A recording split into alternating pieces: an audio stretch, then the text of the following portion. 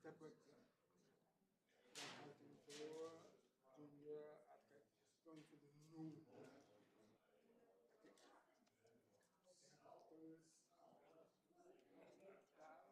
I'm well, thanks. How are you two? It's so funny. I'm sitting here.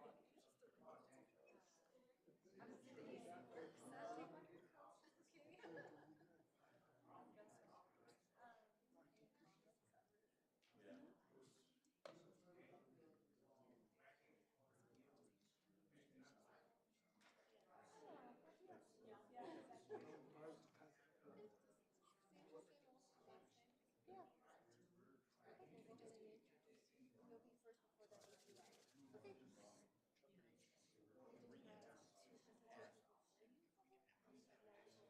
No worries, I brought my laptop so we can.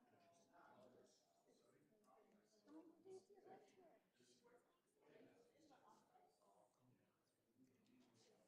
Oh my god, it is already. Remember the very first.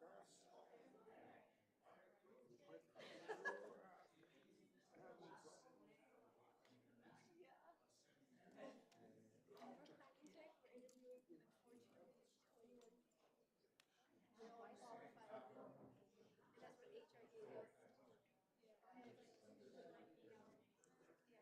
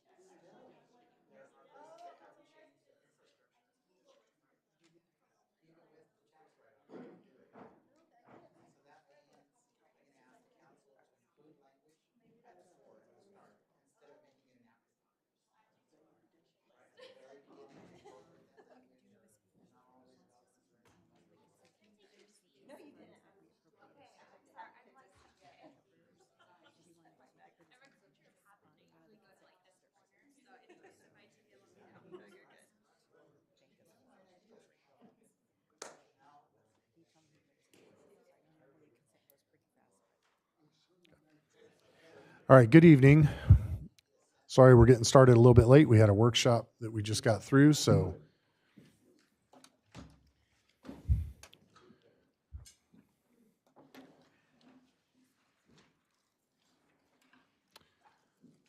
All right, thank you all. Madam Clerk, let's go ahead and call this meeting to order. Good evening. Thank you, Mayor. I will take roll. Councilmember Spencer Wong. Present. Councilmember Rigsby. Here. Mayor Pro Tem Daly. Here. Mayor Duper. Present. We have a quorum.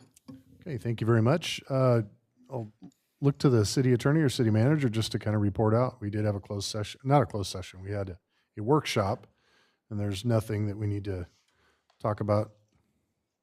I mean, the mayor could summarize it or something, but there's no requirement of reporting any action.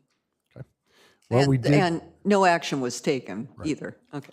So we did have a workshop where we met with several representatives of the county to talk about some of their homeless programs and services available to us, and that was good. I think it was a good workshop. So we'll go ahead and start with the invocation and pledge of allegiance, which I will do this evening. If you would, please stand, and we'll start with the invocation.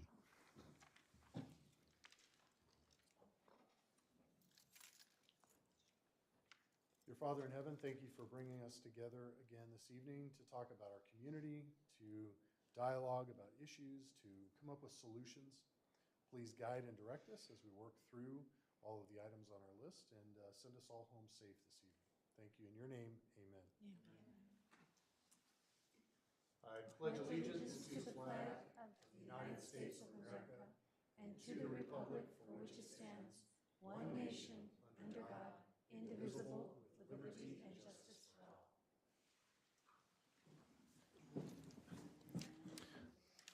Okay, Mr. City Manager, are there any items to be added or deleted? No, sir. All right. We will move on to public participation on non-agendized items. Looks like we have none, correct? We do have some for the I'm sorry, Mr. Mayor. Yes, we do have one speaker for public participation. It's Janelle Ruiz from Southern California Gas. Oh, okay. And I left her card on all your desks. Good evening, Honorable Mayor, Mayor Pro Tem, Council, and City staff. My name is Janelle Ruiz, and I'm the new Public Affairs Manager for SoCal Gas, covering San Bernardino County. And while I may be new to my role, I have been at the company approaching 14 years, so I'm not new to gas. You may remember my predecessor, Christine Scott, but I'm here to formally introduce myself as your new direct contact should you need anything. And like the city clerk said, I did give my cards. And lastly, I'm just so excited to be here and foster this relationship, and can't wait to take you on the journey as SoCal Gas embarks on being the cleanest, safest, most innovative energy company in North America. Thank you. Thank you. Thank you. I heard that Christine got a promotion. Is that correct? She did get a promotion.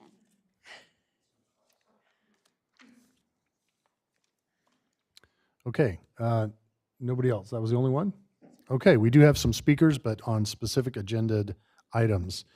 All right. We will deal with conflicts of interest if they come up, and we'll move on to section 2A, which is a presentation by the Loma Moms Group on community engagement with families and children. Hello, everybody. Hi. Hello. My name is Cynthia, and I'm here, like he said, representing all the moms and parents of Loma Linda. So before I really get started on the presentation, I kind of want to see by show of hands how many of you have little ones at home under the age of 18. Okay, so the right audience. How many of you have grandbabies at home that come to visit?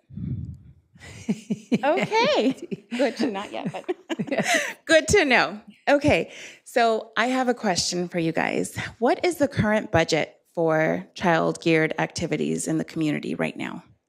Well, since we're in a budget deficit this year for an entire city, it's not much.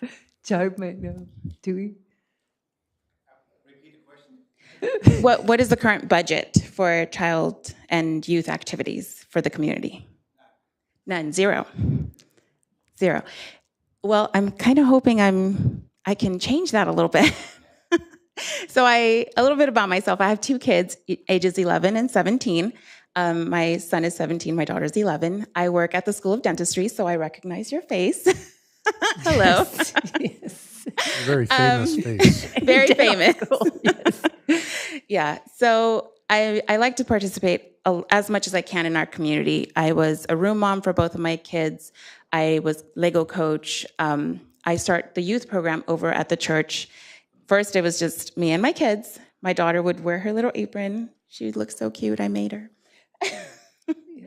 And slowly, kids started coming and saying, "How can I help? Can I be a part of the kitchen? Can I, And slowly, I started just teaching them and training them, and just slowly, one of them took on the role of cleaning. The other ones and then they created a group. So it was not only me at that point. It was everybody just kind of going in and, I'll make this, I'll make that, I'll stir this, whatever it was. It was like they wanted to help. So I know kids want to be part of something, and I know that it's beneficial for everyone. I know that Loma Linda is a blue zone, and participating I feel like it prolongs your life. Not that I feel it, I think it's a fact. So I feel it's very important for us to keep that going, and let's keep Loma Linda on that blue zone, So I'm here to maybe propose that we start building community events little by little. So I was thinking, since the holidays are here, if we can maybe set something up for our community, for our kids. And it sounds like a lot of us have kids at home, or grandbabies, or, just little ones. So even if it's affordable, I've been a single mom once or twice, and I know that it doesn't take a lot really for you to have fun. So even having a movie night, I've spoken to the firefighters here, and they've agreed to allow us to have a movie night in there, either in the station or outside. I do have a 15-foot projector and a projector where we can watch movies and maybe do popcorns and ask for donations for the next event. So whatever it is, maybe take little steps to build something bigger for our community, because I know how building foundations is so important. And I know that the kids are, I know it's corny and cheesy to say, but they're tomorrow. So I would urge you to approve maybe some kind of community outreach program that we can maybe get started as soon as next week. Well, let me say this. I'm glad you brought it up. Next week, as a matter of fact, we have a Halloween event at the city hall here. I did see that. Okay, where we invite the student or the kid from the library next door and come trick or treating down the city hall here.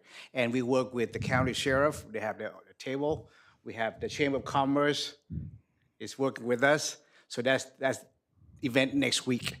For Christmas, we have a Christmas tree lighting right here in front of the city hall. Can I bring that up? Sure. Okay, so last year I heard, and this is not just me, I hang out with a lot of mom groups and a lot of just mom play dates or whatever. And they say that it's not enough, and it's not, and I'm repeating, they say it's kind of lame, or it's not as lively, or can we make it more lively? Is that something that I can maybe be a part of? If you can come join me and volunteer, come on over. Yes. So for Halloween, I know that you guys are doing the trick or treat. Would we be able to integrate a movie night with popcorn? Well, that is a little more difficult because we deal with the music copyright. So we have to pay this company. Because we're a government agency, if you show a movie, yes, potentially we're now acting as a theater. Right. So we can't just do that because we've been through this before. So we can't show the Disney movie without paying the copyright to the Disney company. But that may be something down the road, Cynthia, for the next whatever holiday, there's Christmas, there's Thanksgiving, Valentine's, anything. Yeah. Or if that's the case, can we add to the to the Halloween. I know, Sure. like I said, I work at the School of Dentistry, and in the service learning department, I have a constant inflow of students always asking me, "What is there any community outreach programs that I can do service I learning ran out in?" my business card, but you're welcome to text me or email me, please. Okay. Okay. And let's get together later this week because the Halloween is Is next week. next week. I'm looking at Chamber of Commerce because she's helping me right now. Okay. So talk to her, and Okay. she also helping me with the Christmas lighting. What else are we working on? You help me a lot. You know, and I don't mean to jump in there, but there's a lot of money going to parks, and that's where kids flourish. So. And then at Christmas time, my favorite people, the firefighters, Theirs they is the best. they drive around the city Yes, they 3 or 4 do. nights with Santa Yes. and like 5 or 16 fire engines Yeah. doing a big, loud, very visible parade that I think is pretty cool. And a lot of other Yeah. cities don't do that. No, I do know that. I am aware. But just adding to it, just because I've heard from many other parents just say how it's not either advertised well or there isn't enough. Like they're always saying it's not enough. And so I used to be one of those, and now I don't want to just sit and complain. I want to do something about it, and I want to Yeah. be a part Yeah. of maybe planning something Yeah. or coordinating whatever it is. So if I can get your contact information and get something started, I would appreciate it. Yeah. Perfect. Cynthia, thank you so much. We, like you mentioned, a Blue Zone, a big part of that is community engagement and what you do for the kids and the families here. And I would really like to see kind of your ideas around that and what you think, especially because you have little ones. So I do. I'm very So excited. Actually, if I can got- show you just this slide real quick. So at the church, it wasn't just, we started in the kitchen and then we ended up setting up for graduations and, Very cool. doing game nights, and we'd have, kind of unhealthy treats for game nights. And That's but, okay. But it's okay because it wasn't every day. That's and, right. And then again, the cleanup crew who would like volunteer to kind of just do their things. So that's kind of start little and then Yeah. build off of that. So that's what I essentially just want to get started. But And Cynthia, when you say cleanup crew, what do you mean? Like, who? it was the kids, the teens. I They came. see young boys volunteering to help. Young with- boys? I will- Yeah, I yeah. will volunteer my son right now. Yes, yes, yes. Bolin told Yeah. him. I Yeah. love it. So no, it's just a little program that I like started it. over at University Church, and honestly, it flourished. And now the the kitchen is self-ran by the teens who are now learning how to like just cook and shop and clean and work as a team together at this young age. So I loved it, and I appreciate your time again. So thank you. Thank you, Cynthia. Thank you very much.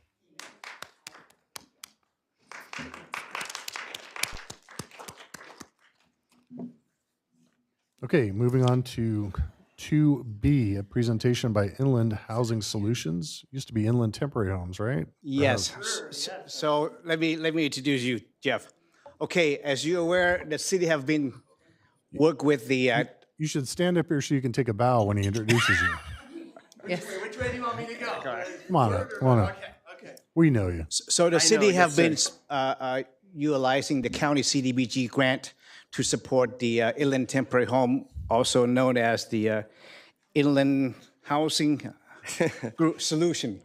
Yes, sir. So Jeff Little, he's a CEO there. So I asked him to be here tonight and present to the city council what are they doing and what they plan to do and how can we work together more. So Jeff. Yes, sir. Thank you, Jarb. I appreciate it. Here, let me get this. Can everybody hear me okay? Thank you for having me, putting me on the agenda.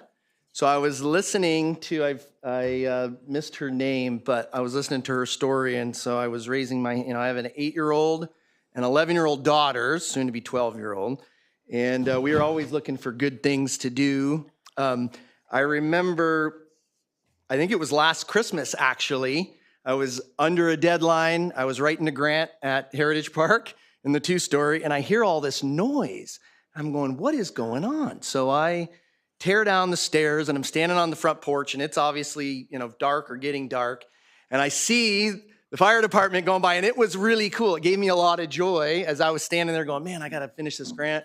And, the lights and the music, and it was pretty cool. I stood out there and enjoyed my time, so I do appreciate that. But as Jarb said, I am Jeff Little. I'm the CEO of Inland Housing Solutions, formerly Inland Temporary Homes, as most of you know. I see a lot of familiar faces here, so I've presented before. And let's dive right into it. I am going to be talking about three main topics or three main items today. One is our history, rich history here in Loma Linda, our services, also the kind of enhanced services that we rolled out about 4 or 5 years ago with a little bit more of an SDOH healthcare lens, and then Heritage Park, right, where we're currently located and why I'm here and why I'm presenting. So let's dive in. Thank you, Cheryl. She's my clicker. I like to move and shake, so I don't like to have things in my hands here. Brief history. We have been here since 1988. We're a rich history here. We are a 501c3 community-based nonprofit. Our focus early on, families with children, housing, wraparound services, case management. You've heard me up here talking about CDBG and housing those in our community.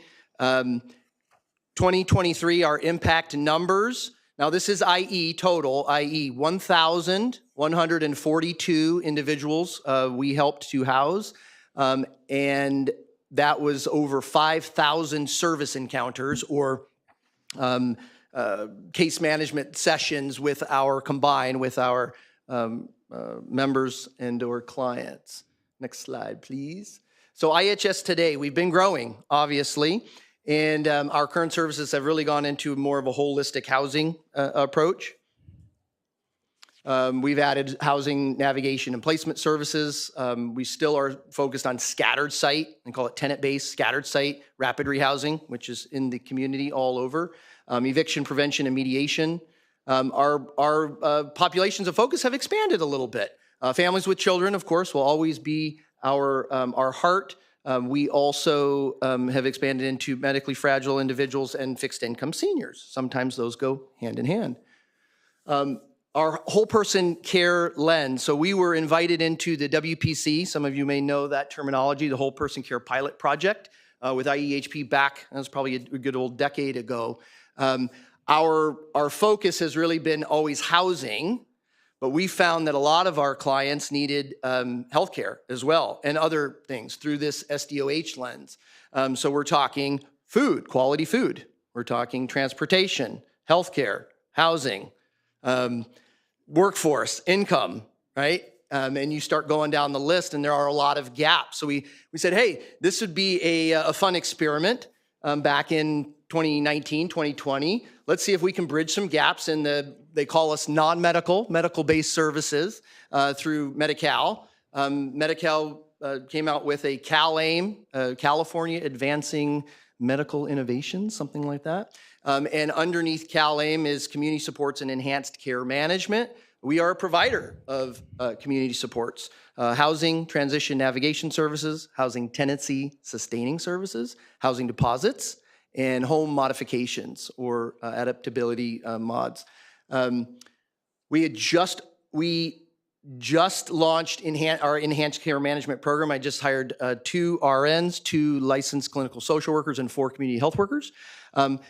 One interesting thing about it's all mobile-based services. So that's one of the things that we kind of championed probably 2 decades ago, right? Was mobile-based case management. We've always been, I remember people saying, you got to be in the home. You have to go where they're at. It's like, yeah, we've been doing that for 2 decades. That's what we've been doing. So this is our home base. These are our admin offices, but we don't actually see medical patients here at this facility.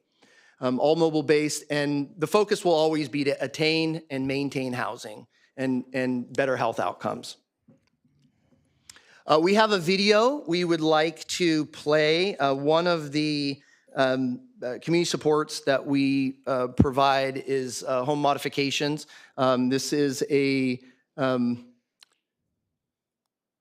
is an inspiring but yet tragic story that we were able to play a role in helping her out a little bit in her home.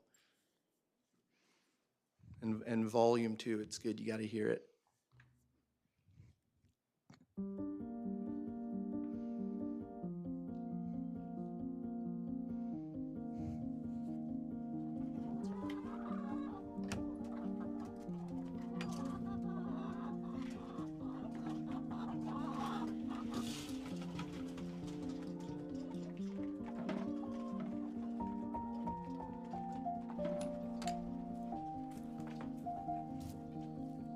Well, I was on my way to LA and I stopped because there was an accident in my lane. I'd gotten out and evidently somebody got impatient and went around us and took me for a little drag down the road. And a police officer laid with me until they could get the car off of me. I came to in the hospital. I heard it was an 8-hour surgery and I just lifted the sheets and went, oh, I have no legs.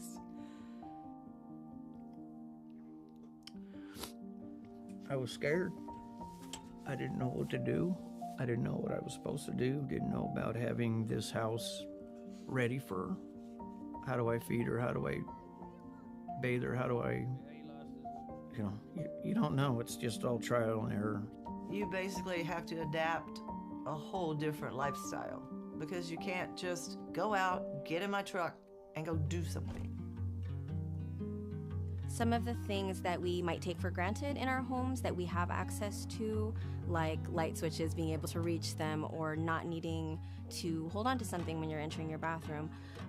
Some of the folks after their surgeries or being discharged from the hospital, they need those accessibility renovations to be able to use their space the way that they used to. Learning how to drive a wheelchair and get through the narrow doorways, and we're doing so much on our own because we didn't know what to ask for, who to ask for help. And that all kind of just started falling into place when Ron found us and he stepped up. We widened the doors so I could get into the bathroom. The grab bars went up. I've got a vanity that I can wheel up to so I can blow dry my hair, put my makeup on, and all that girly stuff. She wants to be as independent as she can, and having that bathroom finished in there was a huge burden taken off of us. Big. Through this program with CalAIM and IAHP, we are able to provide the home modifications and other services to help people like Robert and Leslie return to their homes, recover, and be healthy and stable in their homes. When things like that happen, it gives you hope that, hey, it's gonna get better. Yeah, that remodel has been a God's gift. It's made a big difference.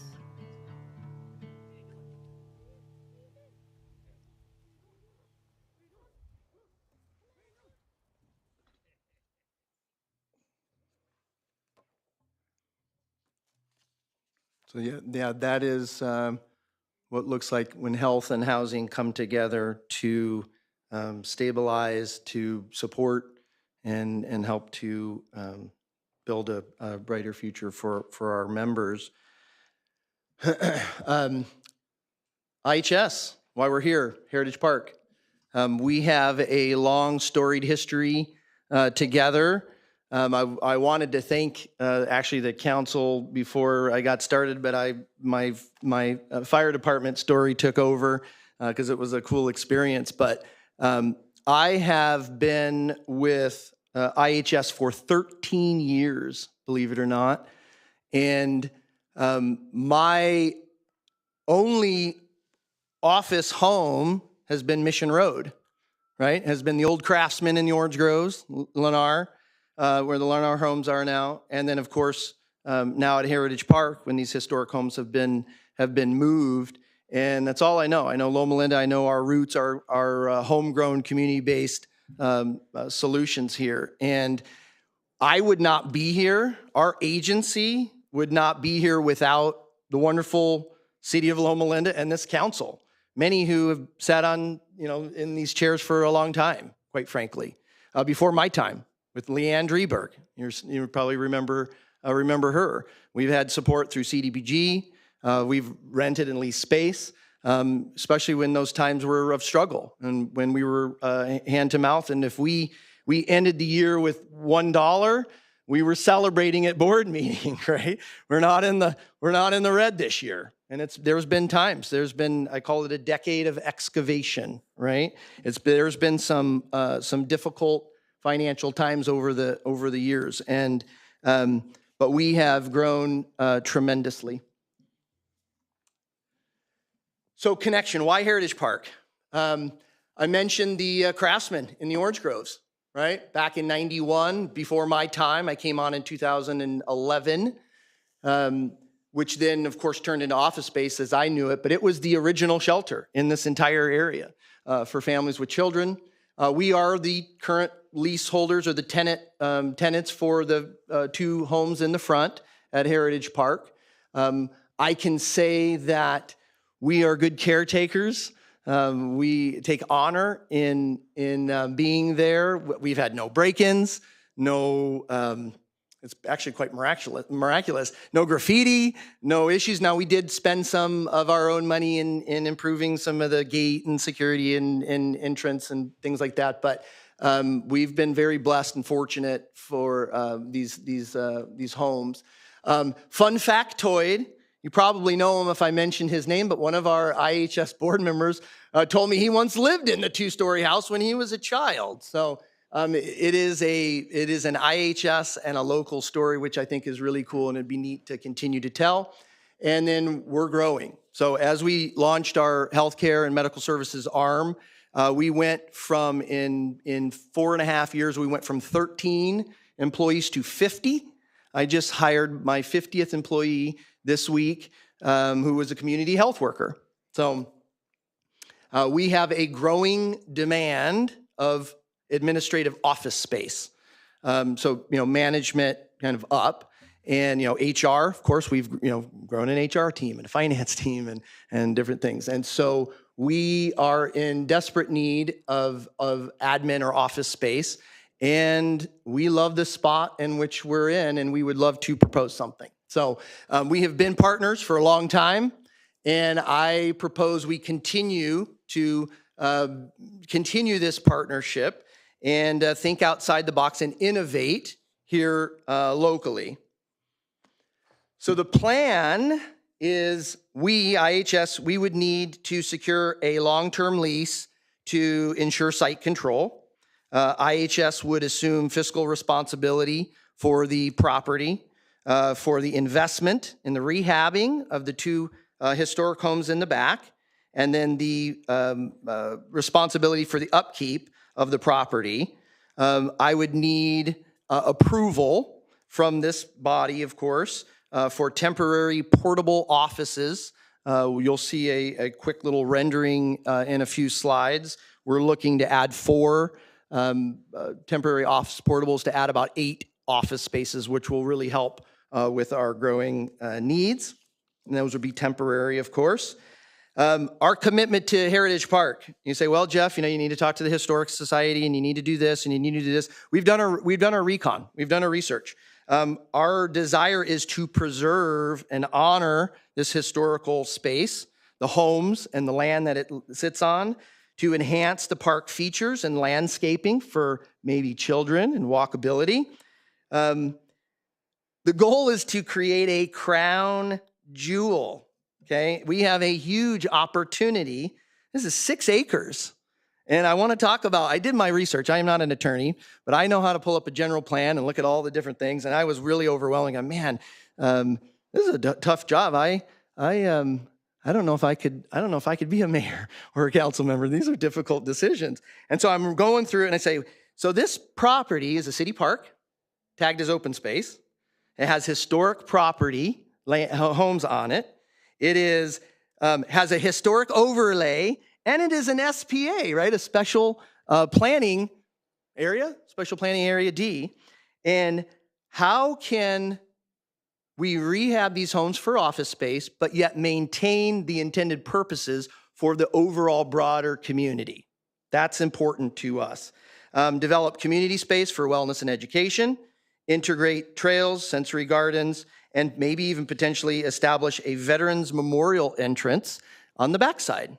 It's one thing that I learned in my research, that the ambulatory VA does not sit on actual federal land, it's private land. So maybe a nice little veterans entrance on the backside.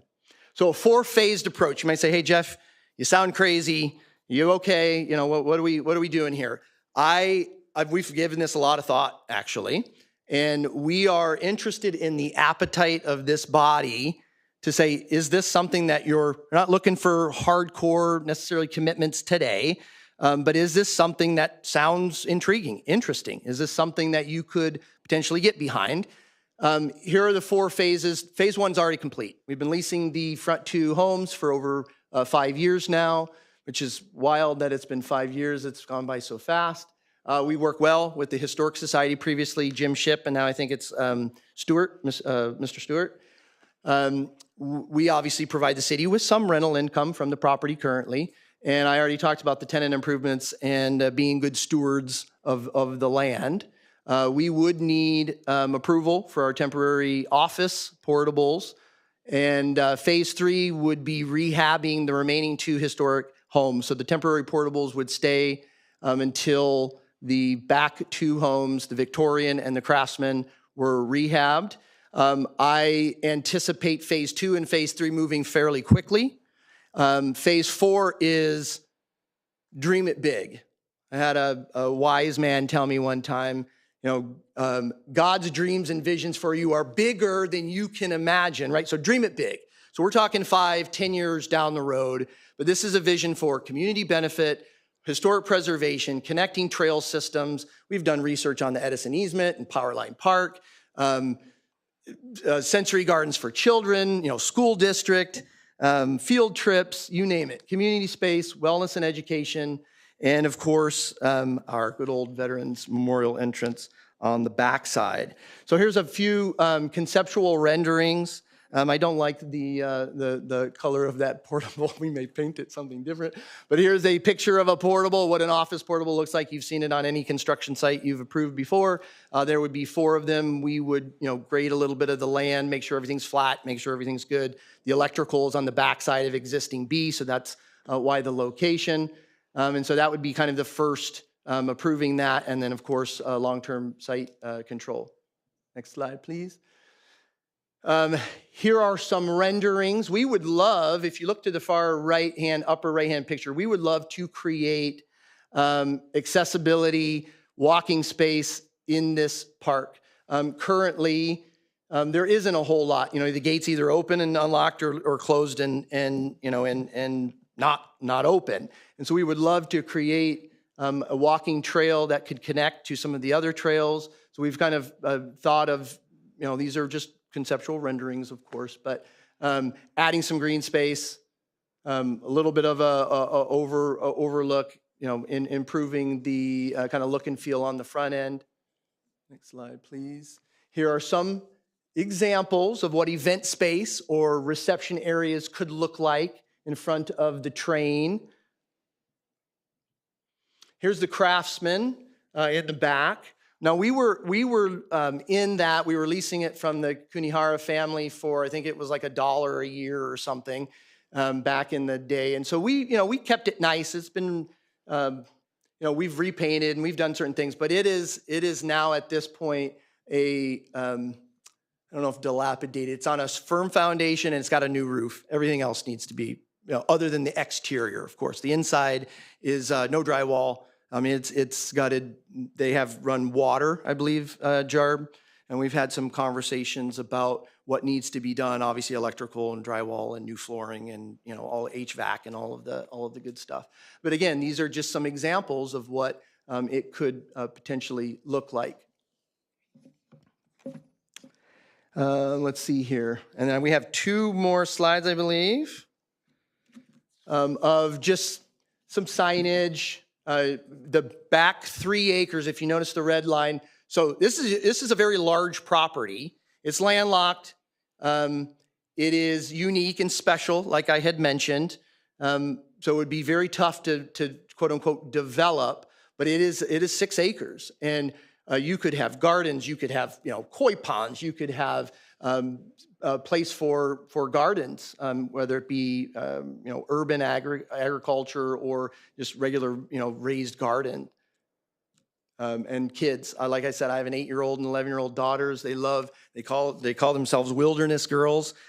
Take them out and run them around and get them outside and get fresh air. And it is something that is near and dear to my heart and our passion as a good steward of the property that we've been blessed with at IHS. Before we get into questions, you probably have some questions for me. And so actually, I'll just let you fire away at me before I stick my foot in my mouth here. So I know it's a lot. We've been, ITH, the little engine that could, barely survive and helping families locally. But it's a new era for ITH or IHS, and we want to double down in this community. Jeff, can I ask, maybe this is oversimplifying it, but what is it that you want? What is it you are looking for? You're looking for extra office space? We are. And that's what you get out of the deal? What do we get out of it? I mean, what's... So what you would get out of... You guys do phenomenal work, and I love your presentation, but I'm not quite clear on exactly what it is I'm asking. You're asking for, or what you want. So I am asking for a long-term commitment from the city, from this body. And when I say long-term, I'm talking longer than I'm probably alive, right? For our large investment of dollars to rehab these homes. So you would do all the rehab, and Correct. you would do all of this other stuff you're talking about. Correct. On your dime. On my dime. So we lease you the property for 150 years. Yeah. And you build it into what we saw up there. Correct. This is the reason I asked Jeff to be here tonight, is right now they're currently leasing the 2 buildings from us, the front. And by doing so, they maintain the facility, they take care of the facility. But before they go on and go to the next phase, I want to bring it to this body to see, hey, are you willing to work with them? Or you said, no, we want to keep it the way it is. We still have the 2 existing buildings in the back that need a lot of work, and the city don't have the money to rehab those buildings. So that's why I bring it to you tonight. I guess my question is, what's the legality of all this? You're talking about park space. Well, that's a public. I know it's not really a public park, but we call it a public park. Do we even have the ability to do this?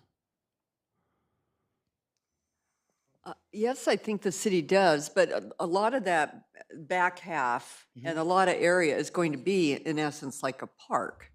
Correct. It's open with to public the public. access. Public access. Public access. And what about timelines? I mean, would that all be contractual? Yes. There had to be an agreement that they have to draft an agreement that our city attorney will review. Yeah. I mean, the 2 houses are already there, right? They're just rehabbing them. Correct. So you're not adding additional structures other than park-like improvements. And then I think it's important to ask what type of business will be done in those structures. It would be office space. Because we're going to get asked, right? The residents are going to ask us. Oh, absolutely. Are you talking about adding housing there? No. Or are you talking about... We thought about it probably when we first started having initial conversations about, hey, we have all this land back here. But no, I think that is not, we can put that in the agreement. That is not the intention. We are looking to build housing, just not there. And then you're talking about office space for general operations, or would this be like outpatient clinics? No. Seeing clients, that type of stuff? Not seeing clients, no. That would not be the intention for sure. But the business is a nonprofit. It is, yeah. 501c3, yep, nonprofit organization. So there's no... The reason I'm asking is because our challenge is budget with the city, right? So nonprofit, does that help us as much as a for-profit? They pay rent, so. Yeah, but you're not going to get more than rent. I think it's something that we have to consider given the state of our finances in moving forward is, what do we want for the city, right? Do we want more nonprofit? Do we want more for-profit? What is our vision of where we're going? Because people will come and want to do things, but we have to really decide, does that go into the picture that we want and what we want for our city? I mean, I'm public health, so I like I like what you have, and I just don't know if it's the best thing for the city itself. Yeah, okay. Well, I don't know that you're going to get more than rent from anybody. And you're not going to have retail space. So there's not going to be any revenue if it's for profit. So it's going to be office space. Let's say it's office space for a for-profit versus you get the same rent. What if you were to do like something different? And this is like, what if you were to create, I don't know, even restaurants or something else that's there? You've got the back. Build more back behind You've got it? the backside. Yeah, but you already have these there. Like, I just think it's something that we'd have to. True, but if you're really interested in revenue, Yeah. restaurants are not very much revenue. But it's if you have a chain of them, like what Redlands is doing over there, like Redlands has full on become this place where you go in and now there's restaurant after restaurant after restaurant. And I have to say, it always looks pretty busy. But I mean, I don't have the numbers on it. Well, I'm pretty sure that Jeff takes all of his staff out to Najwa's every day for lunch, right? I do love Najwa's. Najwa. Yeah, I like the old space a little bit better. Though I have to be, it was a little bit more accessible for me. But I do love their food. I'm sorry. Councilwoman, I do want to confirm that the intent, the vision for this space is to continue to be open space, not retail or commercial. So he would be continuing the same vision already in place in the general plan and the growth specific plan. So we're not really changing the use, it's just an expansion of his services at the current site. A public-private partnership to create a park. There you go. Yeah. I mean, is that basically what we're talking about? Yeah, This and if we wanted to seems- do what Rhonda's talking about, it would require a general plan amendment, right? I just think General it's a plan long. amendment and a specific plan amendment, legislative actions. Inland housing and restaurants? No, that's. I think I just we do like think food. We do like food. We have some foodies on our team. How about inland nutrition solution? Yeah, there you go. I mean, I will say this, one of the community support services is medically tailored meals, right? And there'd be plenty of land to grow some very organic, beautiful vegetables. So I'm not opposed. I just think we need to wait and really think about what the vision is that we want for the city. And before we begin committing to 150 years, right? Like that we really think, is this the best? Is this what we want? Is this part of what's our ultimate goal of how we want the city to look? And does this play into that?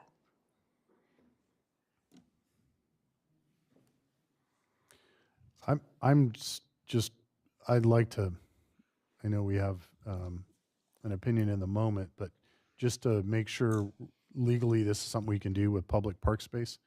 If it's not a public service, I get that it's a nonprofit, which is better. It makes it, I feel like, makes it a little bit more legal based on the specific use of what we call that property. But one of the notes I'd written down, so and I know, Jeff, you're talking about building it into a better park space. I just want to make sure that if we're giving that up, we're not required to have, any additional park space anywhere else. Does that make sense? Yes, I can look into this. This is the first, I haven't had opportunity. Right, we're consider talking that. about it. Right. yeah. Just curious, making sure that all the legalities are there, and it may totally be it. And I would love that. So I've explored on my own. We haven't, hired legal counsel yet to actually, but I know there are others, Pasadena. I actually was in one in Oxnard where they moved 4 historic homes to a plaza, and they have food trucks and market night and vendors that come and make money, and they've concert series in the park and things like that. Now, could that be? Sure, that could be a possibility. I'm open to discussion. I think we can easily go somewhere. Like you're saying, your question, like why, right? Yeah. This is going to cost our agency most likely millions of dollars over a 10-year plus period of time. Why don't I just go somewhere else? I could easily. Well, we could go lease other space. You'd have to print new business cards. I know, right? And you know, my mind when I'm driving my truck, you know, where it leads me. But we can go get other space. You know, it's not. I would have one question for you. Yeah. Does that worry you that you're opening up public activities to a place where you have your business location? I mean, we got to knock on something. You said you haven't had any crime Right. there. Hopefully. Yeah. Knock on wood. We would have security and things like that. I see it, and this may be a really bad example because I've actually never been there. But someone's like, oh, like a little mini ESRI campus. They have a restaurant on, you know, in their gated little community, and I've never been, but for public use. Now, I see it as how do we? I mean, because there's some really talented designers and engineers. How do we create public access space that's high end, right? That we also lease the buildings and use for our admin team. And, you know, can that be something that is like a public-private partnership with the city, and we can work on this together? I'm very excited about that. But again, if it comes back as a no, or, you know, that's not, we can go lease other space. But then you have the conundrum of what do you do with the current houses? If we were to vacate, they would be inhabited by individuals you don't want inhabiting them within weeks. Well, we could put a requirement the city manager lives there. Yeah. Right? Yeah. Well, when I showed speaking of that, when I showed my wife the one rendering of the California Craftsman, she goes, when can we move in? I said, well, not anytime soon. So, yeah, I mean, if it needs more discussion, let's have more discussion. I just wanted to put it on everybody's radar. I know it may feel like it's out of left field. It's a little, you know, outside the box or whatever. I do know at the current, you know, again, I'm not an attorney, but at the current designation, it would be difficult to turn that into any kind of actual like retail space or, you know, something. It's historic overlay, right? Historic buildings, special SPA, and park, designated city park. But it probably could be done. So, Dr. Daly? Sorry. Yeah, my request would be to instruction to staff to just investigate the legal feasibility of this whole concept, so that, you know, if it's not even feasible, then we can want it all day and it's not going to happen. So once we get the feasibility done, then we can talk about the desirability. And because, you know, I look at this as kind of an interesting possibility to get, you know, it's a huge responsibility to redo those houses. And if someone's willing to do it and do essentially a bunch of TIs on it, that's gold for us, because we do have to maintain those homes. I mean, they're historical. And if someone else does it, that's a huge benefit. And there's space behind, and you can see there's a road going to the back space. If we turn it into something where a lot of people would congregate, we would have to put in some kind of parking back there too. But I don't know. I don't have a feel for how big 3 acres of backspace is. And I figure, 6 times my house lot? And I just can't visualize that. So, yeah. I don't know if the council would be interested at some point in the future, but coming over and I'll give you a little walking tour of the space, just to stand there and look at it and see. You know, you've got Powerline Park on the west side. You have Redlands Unified on the east side. You know, bare land there. Of course, you know, who knows if they're going to build their middle school. You have the ambulatory VA on the kind of landlocked there on the north side, and then you have, you know, Mission Road, Mission and Van Leuven that kind of come there on the on the south side. So it butts up against the back of the VA parking lot? The empty space, the back empty, so it's 6 acres. The front Yeah. 3 is kind of almost separated in exact threes. So the Okay. back 3 is just dirt. It goes up into, there's apartments. Part of it's apartments and part of it. Does it connect to the street? It does not, but I would love to explore that because I know that would be a big question. In fact, it was on my FAQs. It'd be, hey, we need to send some traffic out towards Redlands Boulevard without, Well, we've talked about the future possibilities of what the school district's going to do there and trying to encourage the school district to do that because they have talked about all their ingress and egress for the school would be off a mission. Yeah. Which doesn't even sound like that's It reasonable. doesn't make but, it. I mean, but the north side, we've talked about that it Mhm. really should be connected to something over there. yeah. But, You'd have to go and take a look at it. But Oh, I know the space. I had originally talked to Jar because I had won a competition for Inland Empire Women in Business, designing a nonprofit art and play studio there. So I know the place very well. And the idea was to have a place where people can come, and it's for the community with art and play. Because, like we heard Cynthia say earlier, you have not much for children. Specific for children. And so this space I really wanted was for art and play and engagement of the community. And, second would be, high-end farm-to-table restaurants, but really art and play for kids is what I wanted. So that's why I have a hard time of, business. So I'm not completely opposed. I know it does take time to renovate these things. I have been inside. I have the blueprints of the entire buildings. So I know exactly what the buildings look like. It's awesome. But yeah, it is, this is planting the seed, something to get my mind around. And I'm not opposed. I just wonder, my heart is for the city and what we want for our kids, especially in our families. So. Yeah, no, and I appreciate that. Maybe we could be the farm to your table, right? There you go. Now you're talking. If you Yeah. had some furry cows and some ducks that we could put there, maybe I'd be more inclined. But I'm not. Yeah. I'm not opposed. 100%. We actually have, and I'm not an expert in this, of course, but I'm going to speak to it anyways. But when we talk again, I'll bring them. But we have an expert who has a medal-winning urban. You want to talk? You guys have? Do you have? No. Oh man. They gotta go. They have won an award, national award with the San Bernardino Unified.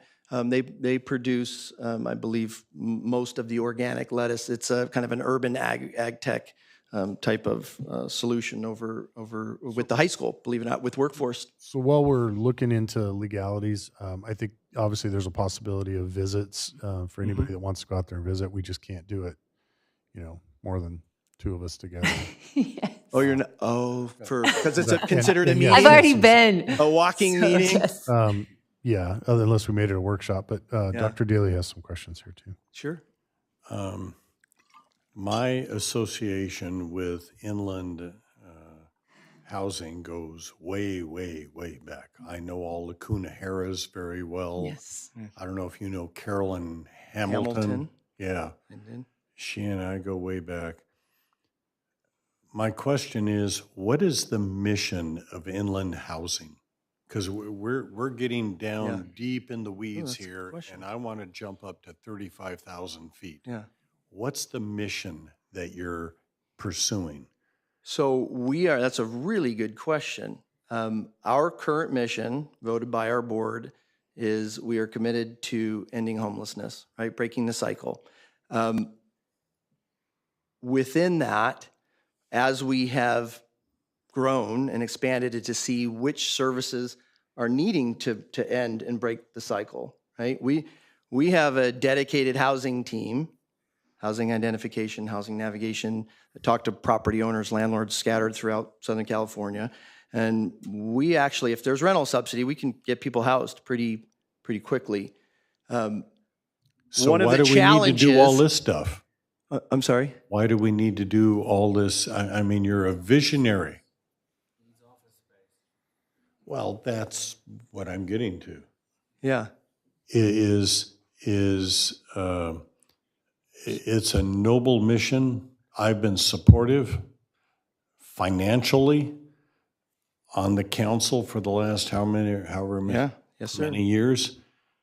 But I appreciate your vision and entrepreneurship, but I'm having a really difficult time connecting the mission of inland housing with what you're describing. Okay. So what is your mission? How do you define success at inland housing? We want to get people housed, and we want them to maintain housing. And so to maintain, a lot of times it's health related. It's in, workforce. It's trying to get income up, right? Providing services, transportation for children. So it's we used to call it wraparound services.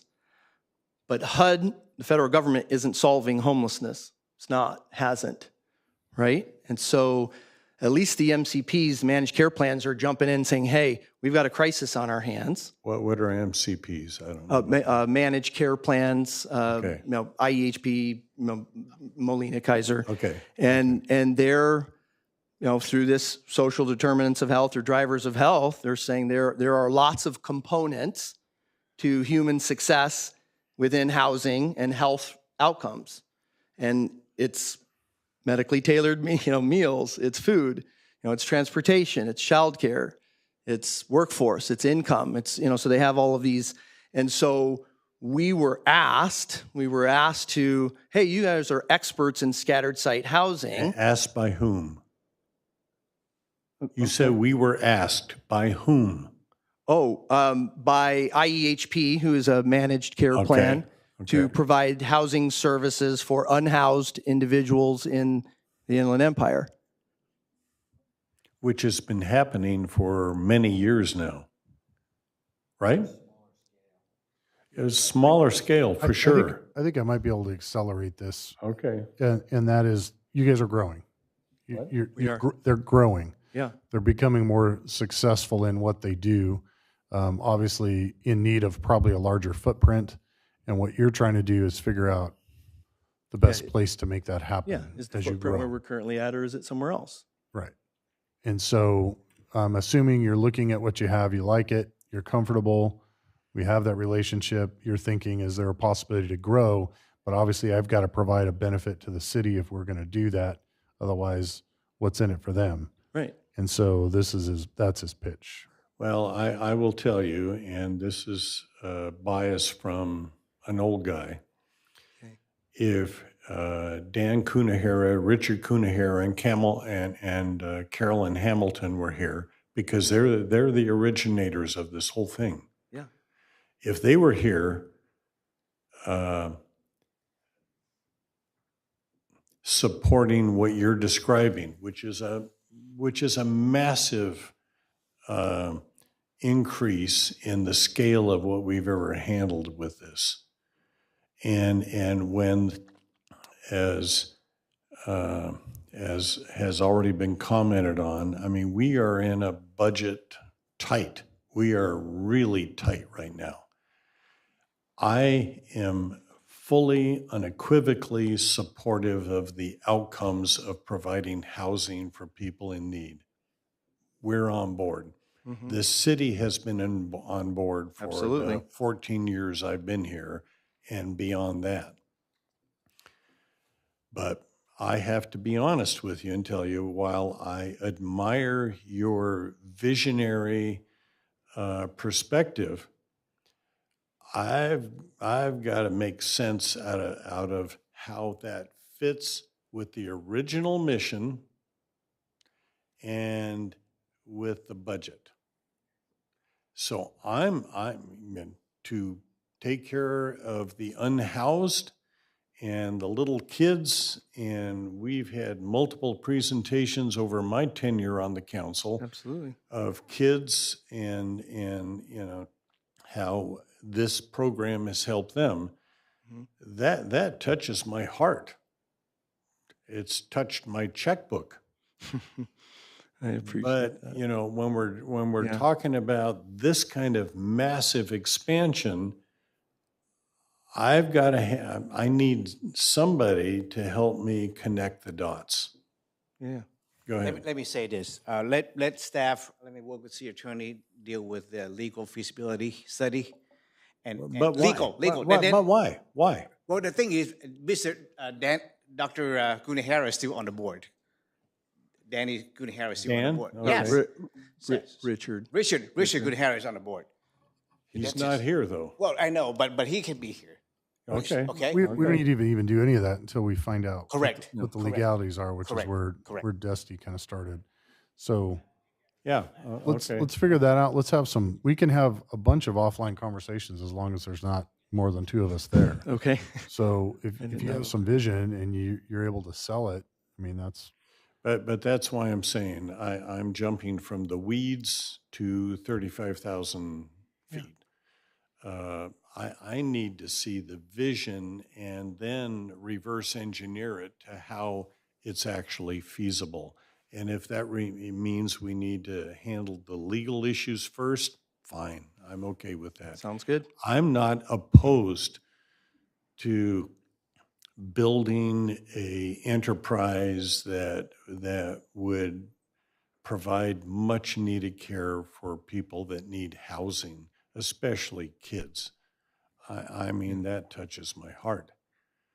But I'm also a councilman in the city of Loma Linda where we need to balance our budget. Our budget ain't balanced right now. And so we've got to be very cautious, in my view, of how do we get from A to Z. And I don't see it yet.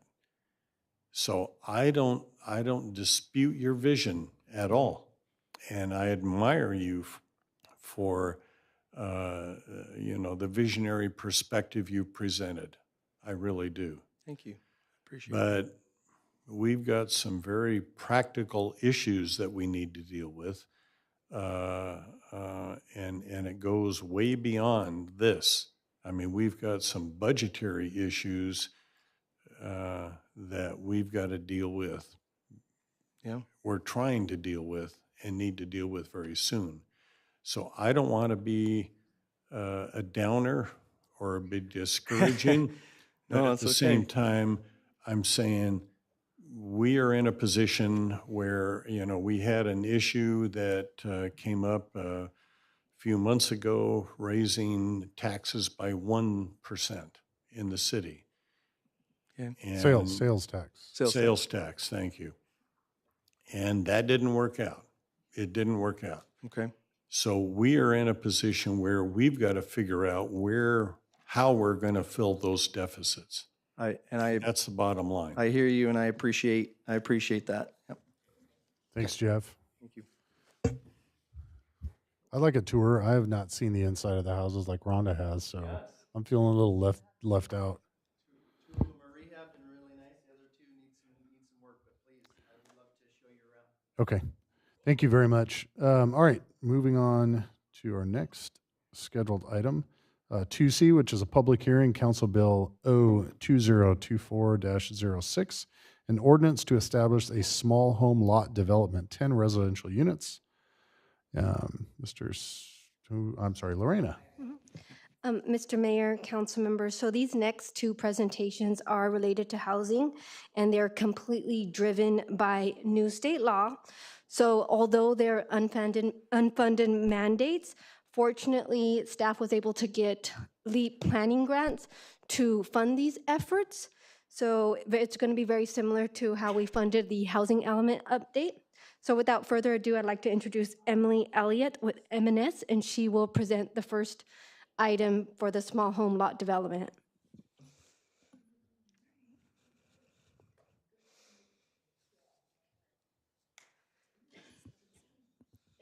And we'll let Lynette put on the PowerPoint presentation.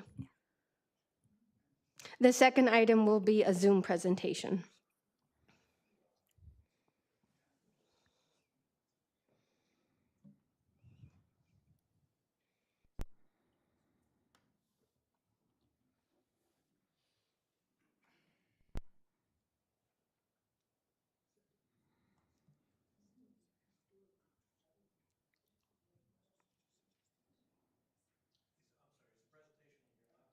No.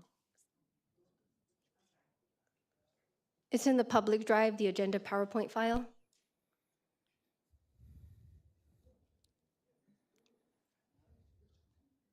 I feel like Jeopardy music should be playing right now.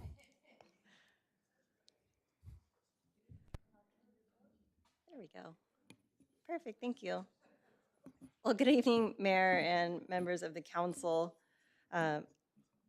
Like Lorena said, I'm Emily Elliott. I'm with M&S. We're the consultant who is helping the city with this new ordinance, what we're calling the Small Home Development Ordinance. So this ordinance is driven by Senate Bill 684. It was signed into law last year, 2023. It became effective July 1st of this year. So this law is in effect as we speak tonight. The objectives of SB 684 is really to just try to make it easier and cut the red tape for small home development. And small means two things in the context of this bill. Small development meaning 10 units or less, but also small being the size of the homes themselves, averaging no more than 1,750 square feet. 1,750, yeah, 1,750, right? And the idea of these small homes is to really to promote and encourage that missing middle housing. So like naturally homes that tend to be smaller also tend to be a little bit more affordable. And this bill or this law is really aimed at infill development. And it's putting that missing middle housing into neighborhoods that, you know, are already established, but there may be those vacant lots here and there that checker throughout the neighborhood. I'll give you a very high level overview of the bill, but it allows for ministerial review for small lot housing developments that are 10 units or less. So that means these are approved by staff. The projects under this bill would be exempt from certain city requirements. For instance, if a city has a minimum lot size, let's say like a very typical minimum lot size is 7,200 square feet, that minimum lot size would not apply in this case. They're also not subject to homeowners association requirements. The city is required to act on these applications within 60 days.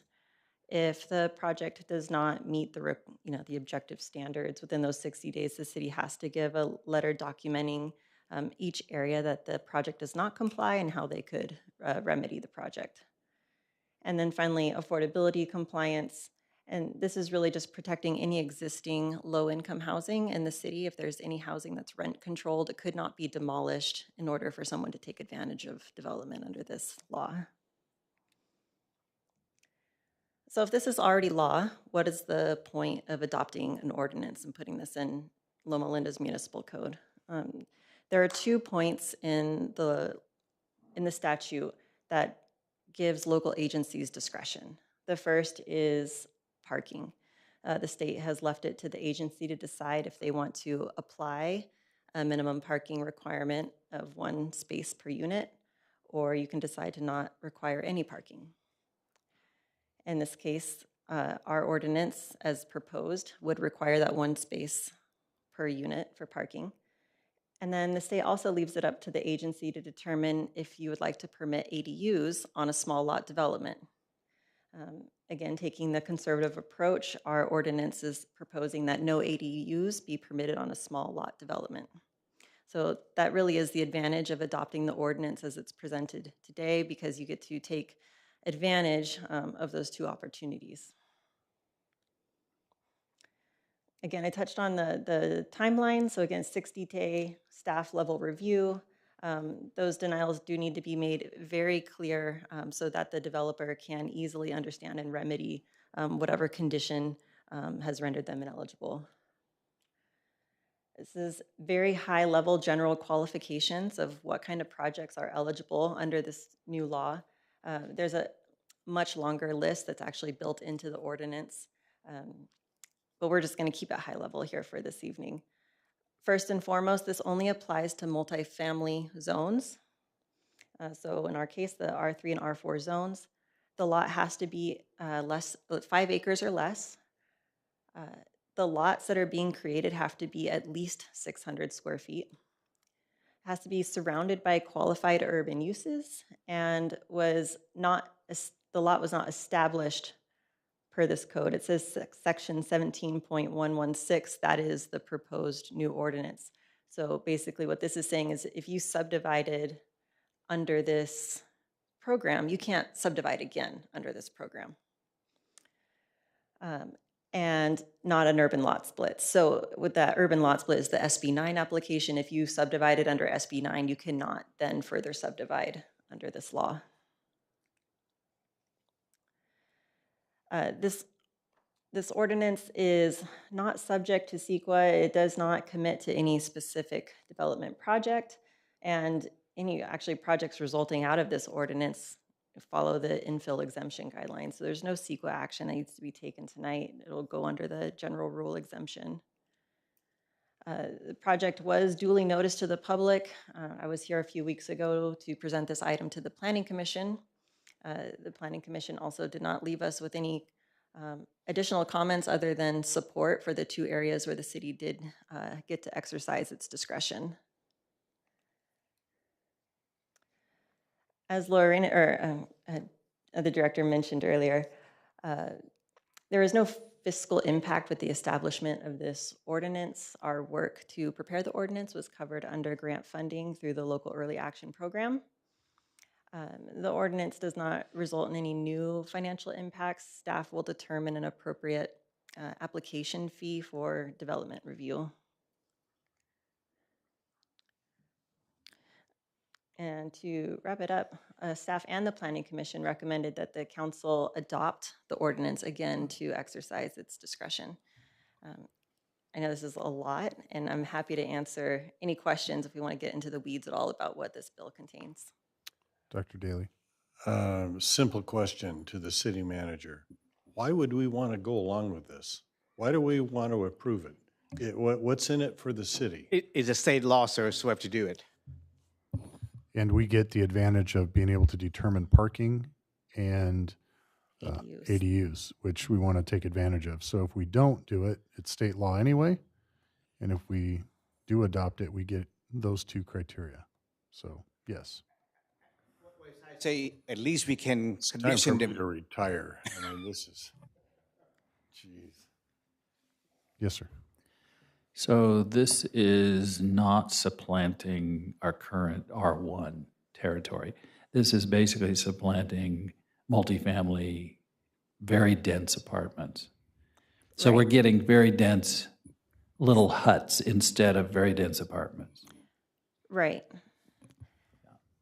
I think some of you might be familiar with like cottage court type housing. I know we have it in Redlands. I'm not sure if Loma Linda has some of those too, but they're essentially like small craftsman style bungalows around a court. That's kind of the style of housing that is encouraged under this bill. Yeah, so my comment is because it would ameliorate a lot of the concern that this is turning Loma Linda into a high density, housing project. And it's basically in the place where we've already said we're going to have high density housing. So it's just a different type of high density housing. Which can also help eventually with not High that our- density housing.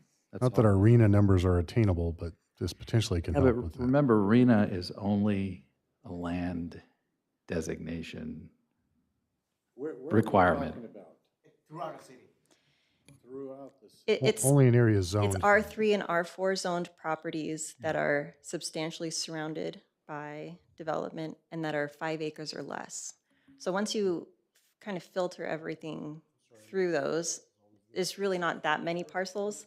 There's also a number of environmental constraints. So it cannot be in a fire zone, it cannot be in a flood zone, it couldn't be in a place where there is natural habitat present. So once you weed all that out, it's really left to infill urban lots that are in the multifamily zone. Every night when I watch television, which isn't every night, but there's pro Prop 33 and anti 33 and pro 34 and anti 34. What does that have to do with what we're talking about now, if anything? Nothing. Because I don't even understand those propositions. Yeah, this This bill has nothing to do with those. And whatever way 33 goes is not going to affect 684. And so if I'm understanding you and Councilman Rigsby, we have no choice.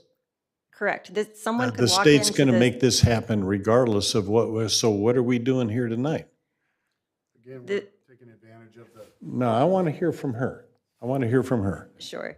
So yes, this is law as it stands today. Someone could have come into the planning department today and said, I would like to do 10 lots, 10 small lots with 10 small homes. The reason we would want to adopt the ordinance is because the state did leave discretion to agencies under those two areas. Parking, Say that again. The state did leave room for discretion to local agencies for parking and ADUs. And so that's really the intent to adopt the So ordinance. that's all we're here talking about tonight. Correct. It's also just general best practice to wrap something like this into a municipal code, because if it's out of sight, it's out of mind. So having it in the municipal code makes sure that staff is aware of it and knows how to handle it and know how to treat it. All right. This is a public hearing too, so we're going to open the public hearing. Kevin.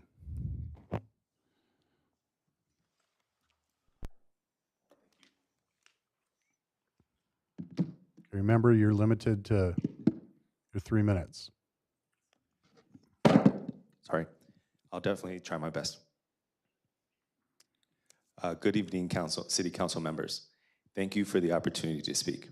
I am here to request key amendments to Council Bill O-2024-06 to align it with Loma Linda's core values and its designation as a blue zone. Our city is a sanctuary for Seventh-day Adventists, and we have a responsibility, like the Good Samaritan, to provide infrastructure that supports the less fortunate, particularly those who are homeless or have limited resources. To ensure this ordinance reflects our commitment to holistic well-being, I propose we include universal design to make housing accessible for individuals with disabilities and equitable financing through microcredit loans to make homes attainable for those with low or no income. These amendments will ensure that the small home lot developments are inclusive for all. Additionally, we should prioritize sustainable, regenerative land use, emphasizing water conservation and native drought-resistant plants. By incorporating community gardens and self-reproducing fruit-bearing trees, we can support food security and foster social connections. We must also eliminate automobile-centric planning. Instead, let's prioritize walkable and bike-friendly infrastructure, reducing reliance on cars while promoting active living and public transit access.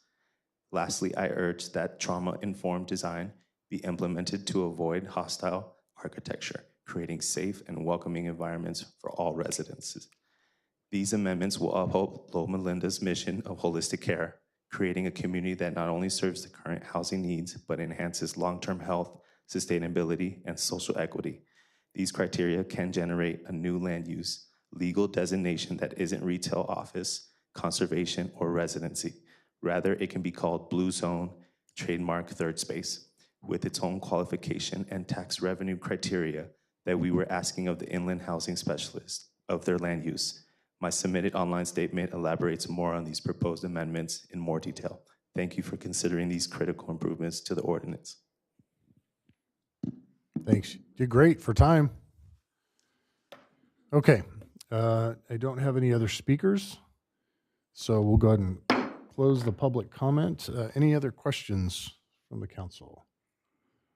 Do we have a motion to introduce this?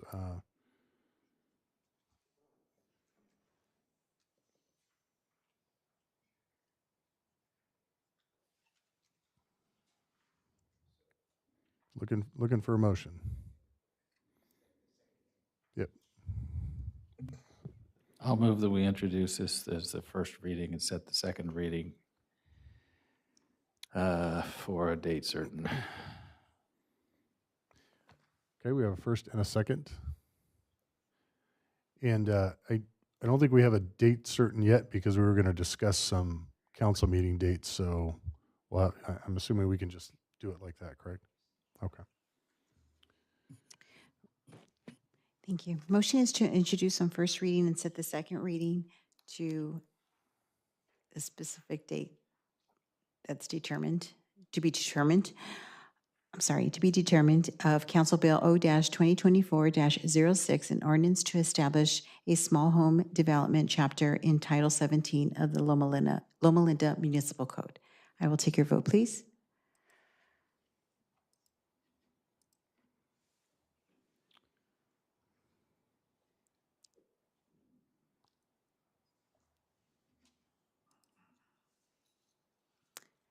Motion carried by a vote of 3-1.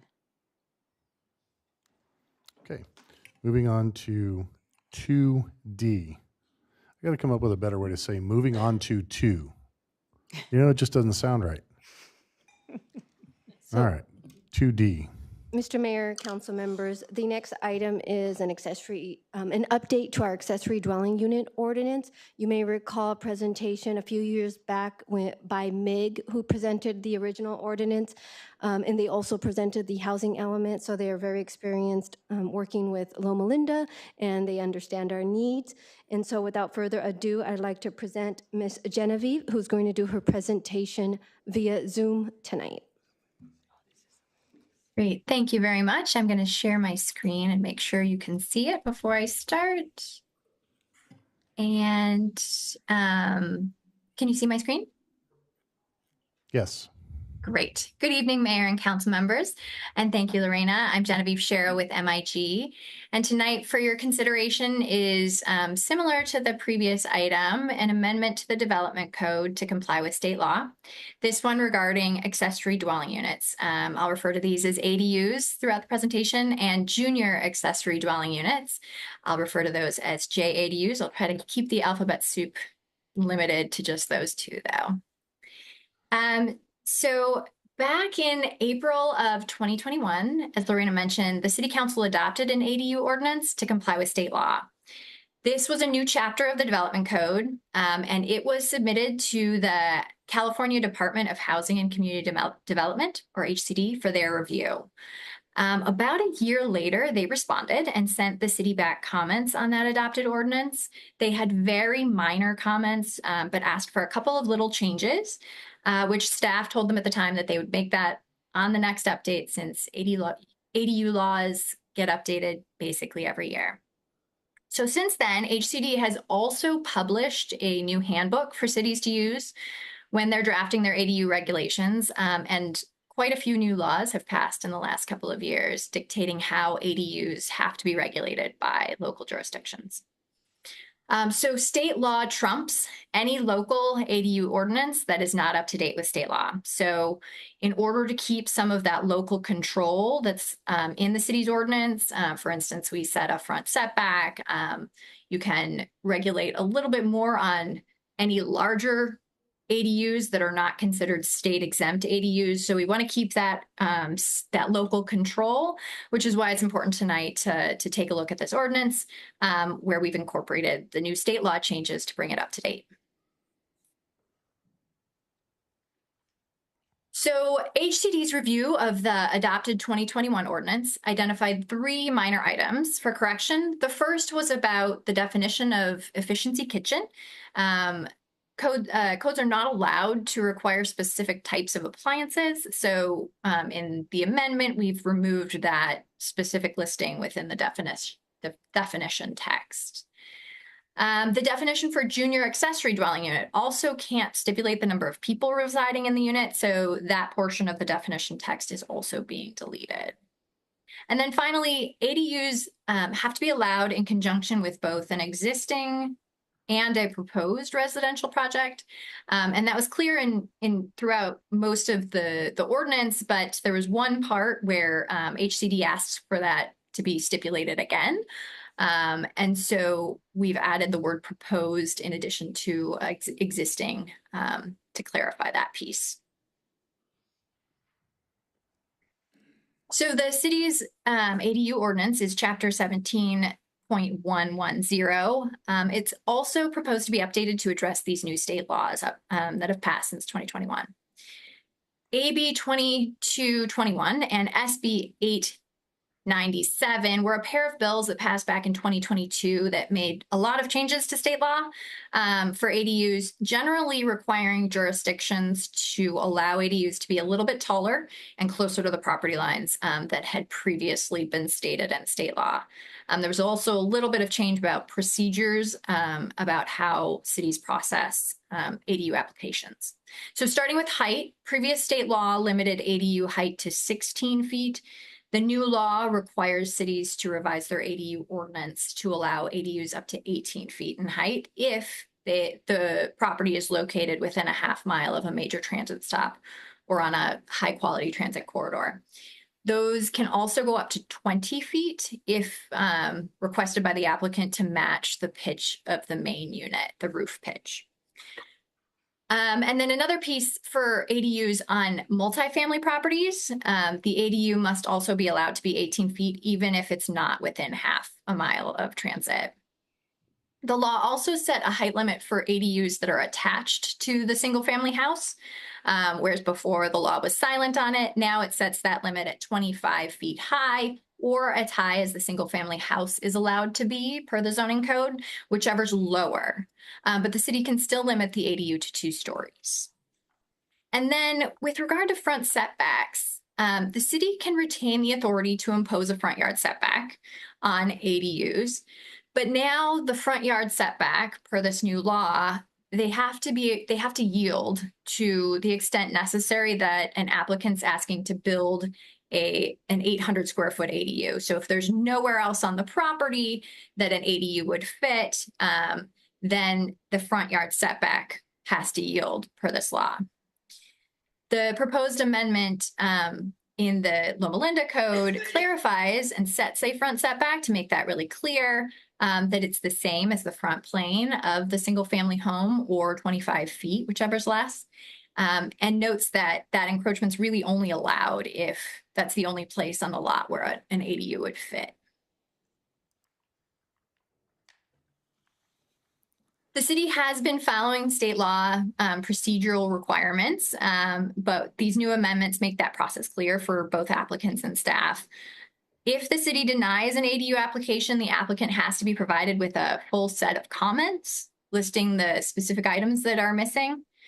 A demolition permit for, say, a detached garage that's to be replaced with an ADU must now be reviewed in conjunction at the same time as the ADU application. And the city can't deny an application for an ADU solely based on nonconformities on the property. This law is not saying that those nonconformities are forgiven, just that you can't deny the ADU application because of those. So Chapter 17.110 is proposed to be amended for these clarifications to be consistent with state law. And then also to clarify where JADUs or junior ADUs can be allowed within both what's called livable and non-livable existing space of the main building. Largely, this was drafted in the law to accommodate converting an attached garage into an ADU. And then lastly, while the city already has objective standards, based on other changes in housing law over the years, the legislature now inserted an express definition of what is objective into ADU law, and we've included those in the amendments for consistency. SB 477 passed this spring and went into effect immediately. And this was really non-substantive. It was intended to reorganize the existing government code as it pertained to ADU regulations, because there was a lot of duplicative and confusing sections, really just a reorganization. And so the proposed amendments to the development code reference the new government code sections, so people can actually find them where they now live in the government code. SB 1211 passed just in September, and this one will go into effect in January. This new law affects only ADUs that are constructed in conjunction with a multifamily property. So current law allows up to 2 detached ADUs in conjunction with an existing or a proposed multifamily development.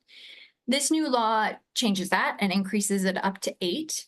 However, no more than the number of primary units on the lot are allowed. So you can't have a 4-plex and put 8 units. You can only have a 4-plex and add 4 units. The city's ADU ordinance is updated to reflect this new allowance. And in addition, the law clarifies that detached ADUs may be located in uncovered parking spaces that existed before, and that an applicant does not have to replace that parking. So the definition of livable space was also clarified in the law, and the city ordinance is proposed to be revised to align with the state law definition. So in conclusion, these amendments are required by state law in order to comply. It does give both staff and applicants some clarity in what's required, while letting the city keep some local control over what you are able to regulate. At the October 2nd Planning Commission hearing, no public comments were received. The Planning Commission moved the staff recommendation forward to City Council. So staff and the Planning Commission recommend that the City Council make a CEQA determination that the adoption of the ordinance is statutorily exempt, conduct a first and second reading, and adopt Council Bill O-2024-07. Thank you so much, and I'm happy to answer any questions you might have. Okay, Dr. Rigsby was first. I have a question about building heights. Does the state law define a building height, what the bottom and the top of that measurement consists of? Interesting question. It does not clarify that in ADU law per se. So that is to the discretion of the city. However, it would probably be viewed to, apply height consistently across the development code as kind of the best practice way to do it. Well, I don't know if we've modified our code, but at the time I built my house 15 years ago, the code said that the height is defined as the average of the ground floor heights to the top of the highest ceiling in the house. So, for example, you could have a ceiling that's 25 feet up, and you could have a spire on top of it that's 500 feet tall. So our definition could result in some really tall ADUs if we still have that definition. I don't know if it's still there. I believe our definition is to grade to the ceiling. And per Measure V and the code itself, 35 feet is the maximum for all residential development in Loma Linda. Yeah, and you could have a house 50 feet high with that definition. So now I'm not talking about the height. They're telling us 18 and 25. I'm just wondering if our definition of height applies to those numbers, and then they could build a 50-foot high place with a huge attic. Yes, in this case, because the definition of height is consistent across the code, it's all applied the same. It's a good point. I mean, you're suggesting a modification? What I'm saying is when and if we pass this, we may want to consider the implications that someone might build something really screwy because we've got this very generous definition of building height. Can that be changed as we're doing this? I think we could change. I mean, I'm looking at the definition right now, and Dr. Rigsby is correct. It says the vertical distance measured from the average level of the foundation of the building to the ceiling of the uppermost story. Yeah, so we could always change that at our leisure later, but right now we're stuck with the 18s and 25s that she was describing. We just need to make sure that we're not superseded by some kind of a state definition, or that we may be having too generous a definition of building height. That's just a technicality. Okay. Well, this is also a public hearing, so We'll open the public hearing on this. Kevin, you're also listed as a speaker on this one.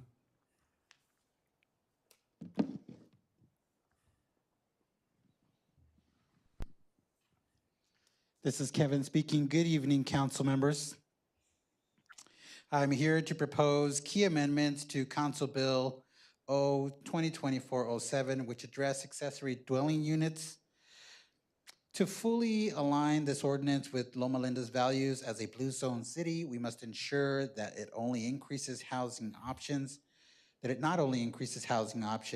but also promotes the well-being of our most vulnerable residents. Loma Linda is a spiritual mecca for Seventh-day Adventists, and like the Good Samaritan, we are called to provide for those who are less fortunate. To do so, we should incorporate universal design in ADUs to ensure accessibility for people with disabilities and implement equitable financing to make JADU housing attainable for those with low income, particularly those at risk of homelessness. Additionally, the ordinance must provide sustainable design. This means incorporating energy-efficient infrastructure such as solar panels and bike-friendly pathways, and prioritizing green spaces like community gardens and fruit-bearing trees. We must also eliminate reliance on automobiles by designing walkable neighborhoods with strong public transit options, ensuring residents live in a connected and sustainable environment.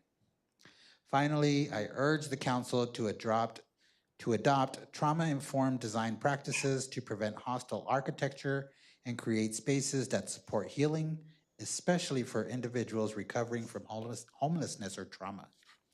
These amendments will ensure that Loma Linda's ADU developments serve not just housing needs, but also enhance the health, sustainability, and equity.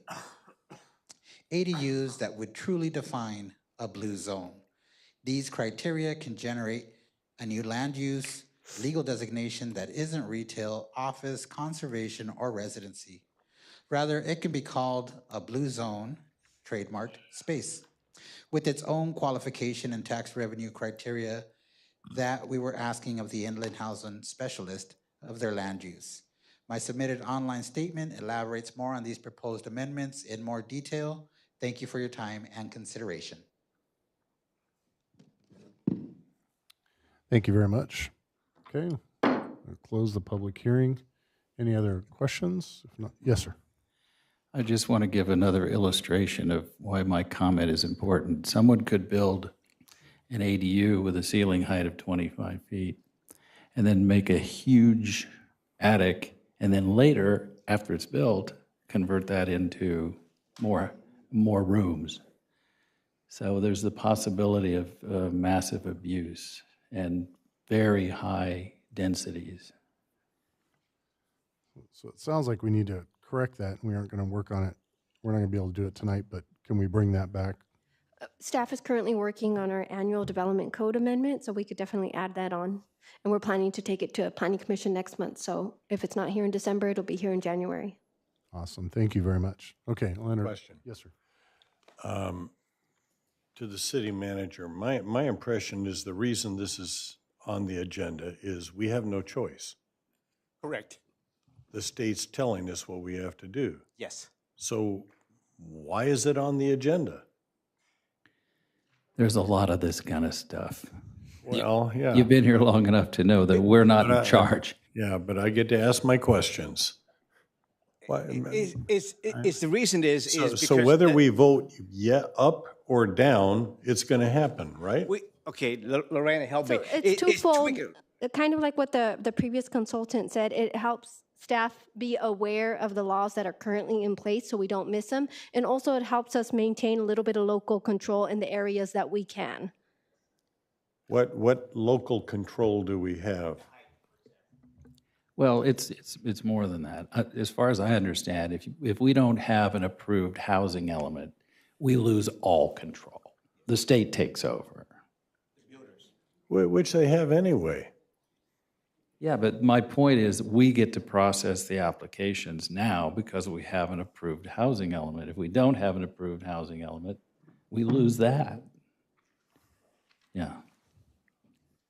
The pieces of local control are limited. They're fairly narrow, but they do pertain to largely the non-state exempt ADUs. So anything that's larger than 800 square feet, for instance, we require parking on.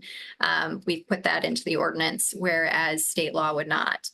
We've put a 25-foot setback into the ordinance in the front yard, which would not necessarily be there without this ordinance. So there are minor kind of narrow ways that we can have some control, but we are trying to assert that control through this ordinance.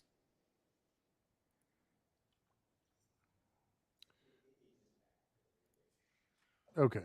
Do we have a motion? Pursuant to the mandate from the state, I approve the 3 steps that were proposed in the staff report. A second. Okay, we have a first and a second. Not remembering what those are. As enumerated in the agenda. Actually, there's only Don't know what it is, but I'm for it. 2 steps. Okay, we have a first and a second. Motion is to determine the adoption of Council Bill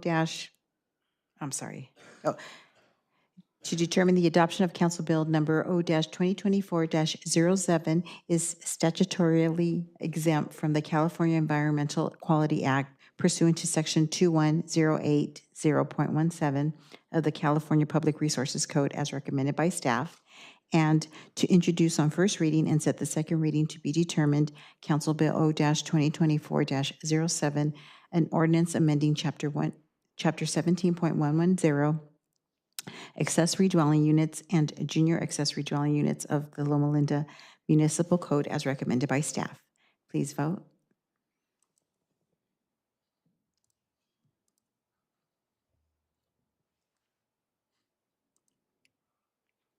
Motion carried.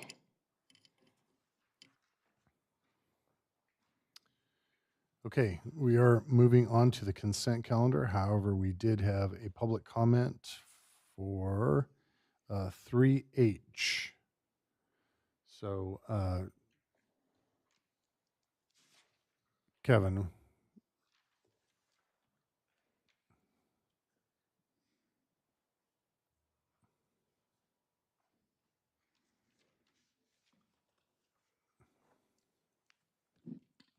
Yes, council members, thank you. I just wanted to come in for appropriations in regards to serving the community, individuals with disability needs. I'd like to thank you all, and as a way of giving you thanks, I'd like to show you all some sign language. So this is my sign for thank you. Thank you. If you could please just join me in signing along as well. I'm trying to teach you all some sign language, so it'd be a little fun. I hope you would enjoy it. So this is the sign for thank you. You place your hand like this. Yeah, please sign along. Thank you, thank you.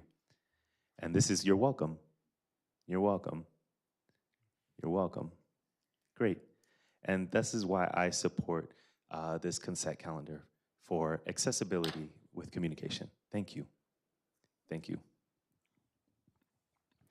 Okay, I move the consent calendar. We have a first and a second.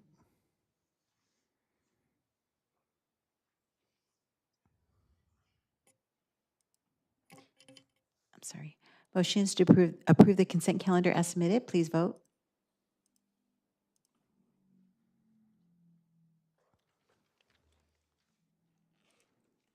Motion carries. Thank you. Okay, moving on to old business, 4A.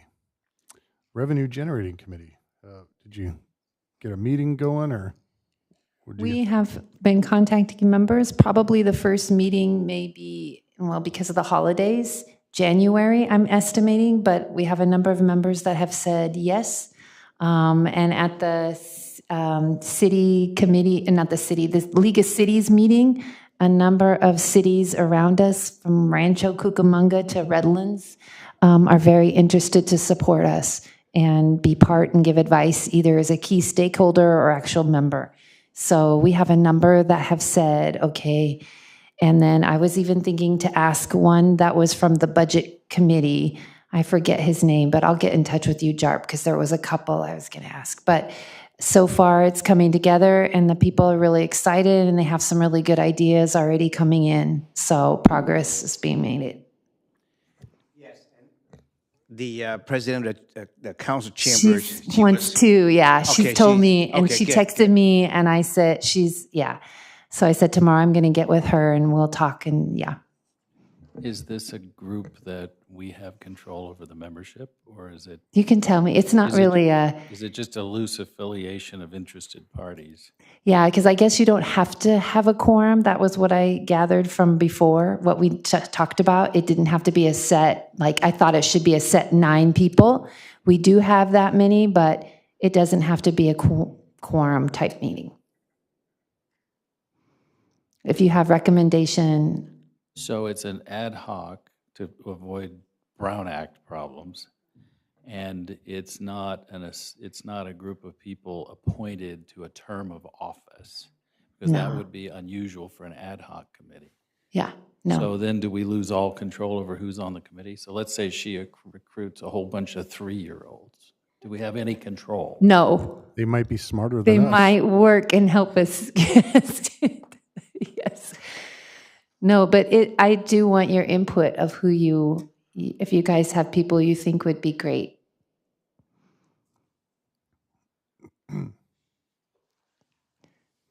So what category of organization is this?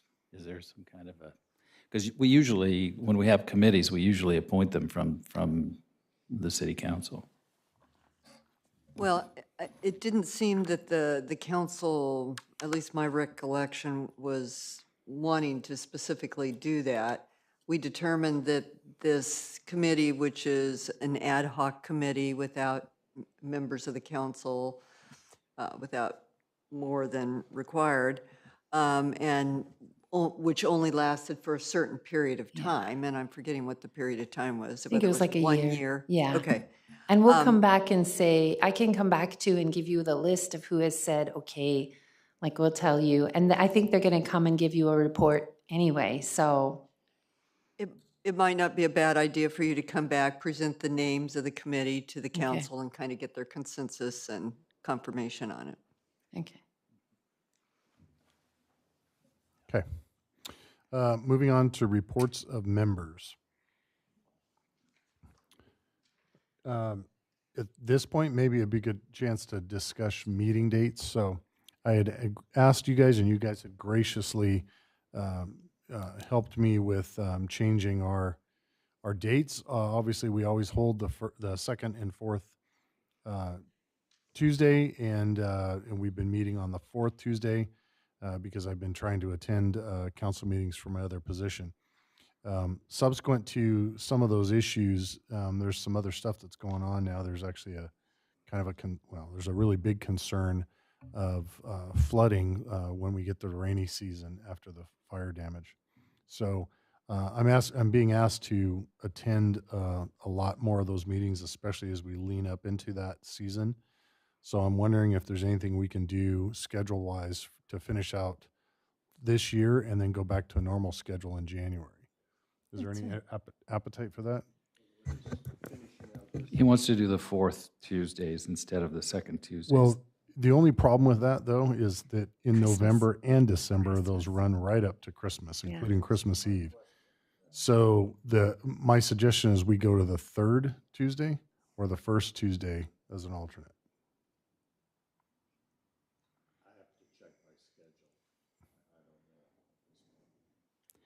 I'm not opposed to it, but I've got to check my schedule. I'll be out of the country the second half of December. Not that I matter.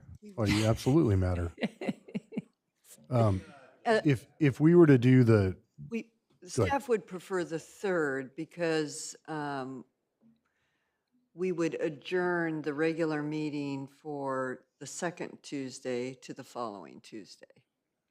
And You do it for the keep it. first, we're not ready to adjourn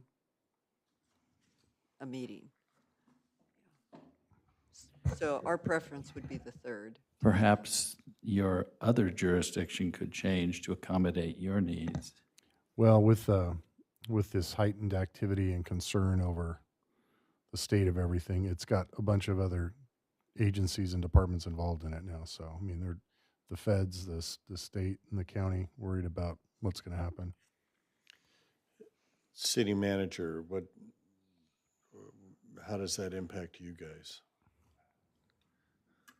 Well, first of all, the fourth Tuesday is not going to work for November and December because November will be Holidays. Thanksgiving, yes, and December will be Christmas. So the second or third is fine with us. I mean, but except that not the first for the next month because there's only give me 1 week. Yeah. 2 weeks, and there's not. So I prefer. Huh? Yes, yes. And I do want to reiterate what Councilman Rigsby said. I get frustrated when other people are controlling our schedule. And so if you can let them know that we're not just we want to be collaborative, but we're not going to just lay down and readjust everything just because they've picked dates. No, I understand that. And I'm just looking at bigger picture for what can happen. Or you guys can continue and just have the next 2 meetings without me, which is also an option. However, I will miss the Thai Christmas, which I would rather not miss because that's the highlight of the year. We could always give you a sack lunch. Yeah, you could. So it's up to you guys. And occasionally, the pro tem needs some tem to pro. Therefore, I cannot have the last 2 weeks of December then because you're not going to be here neither. So.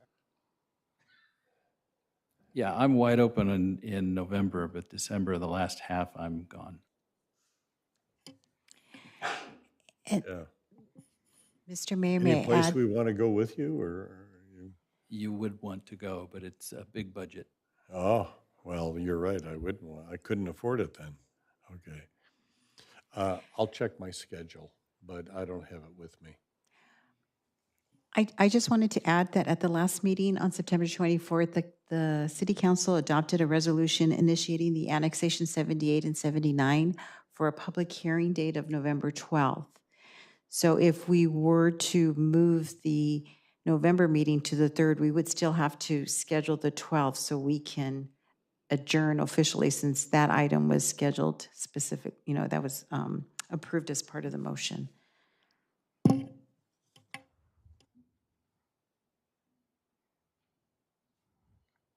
All right, we'll just do it without me.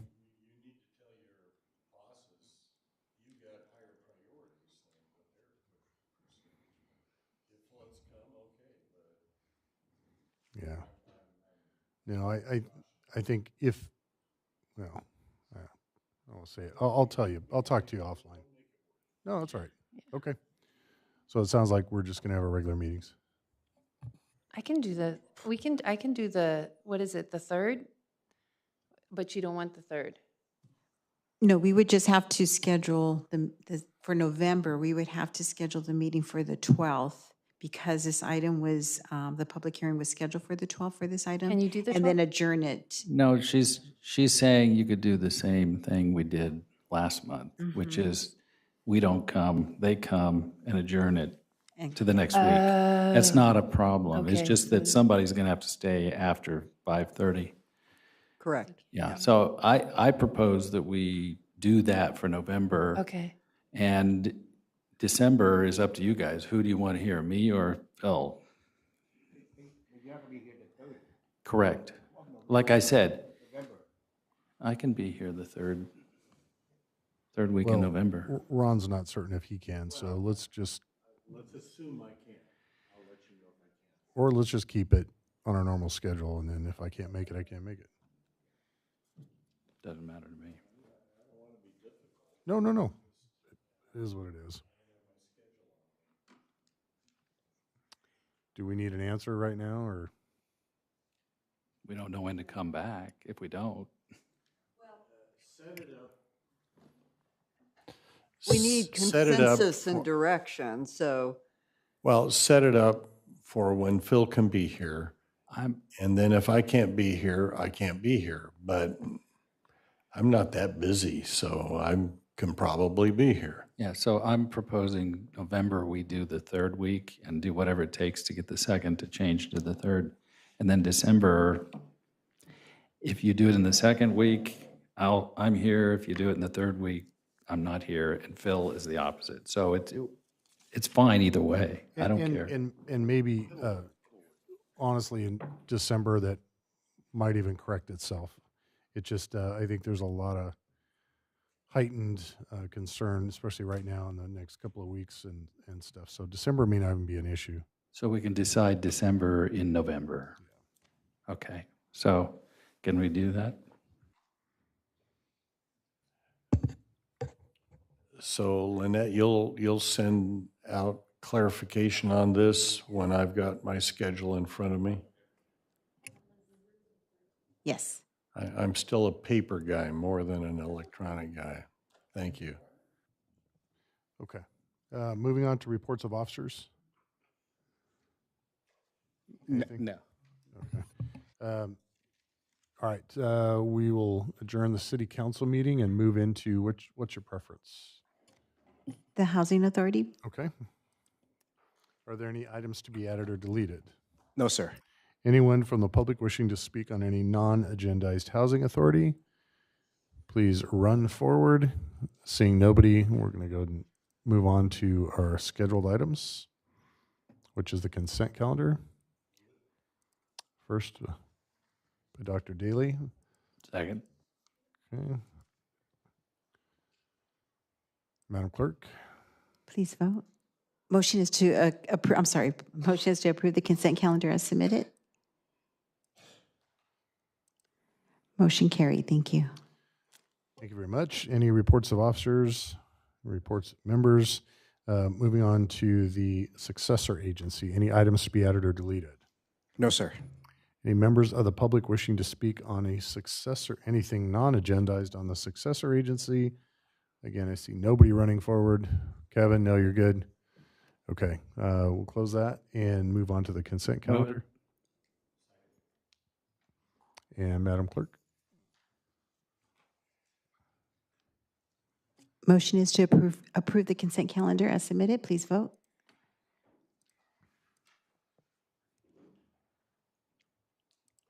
Motion carries. Thank you. Okay, that can, reports of officers, members, nothing. That concludes all of our agendas. Thank you all very much. All of that, and what is it, about 96 in here? Need to get a new AC. You're in a brand new building.